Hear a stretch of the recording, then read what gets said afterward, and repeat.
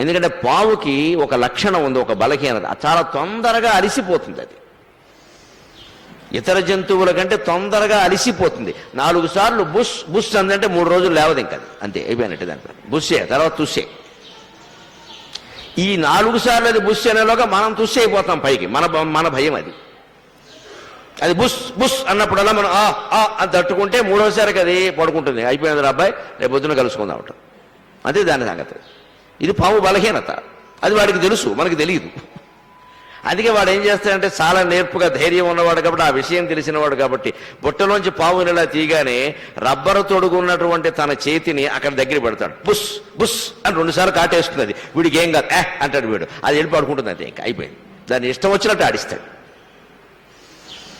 ఒక్కసారి బుస్సు బుస్సు మనం 3 సార్లు ఏంటంటే కనీసం 5-6 గంటల పాటు పాము లేవదు. ఇంకా తొందరగా అలిసిపోతుంది. మనుషుల్లో కూడా కొంతమంది అంతే, తక్కువసేపటికే అలిసిపోతారు. కొంతమంది గంటల తరబడి పనిచేసినా చెమట కూడా పట్టదు. అది శారీరక లక్షణాలు అవన్నీ.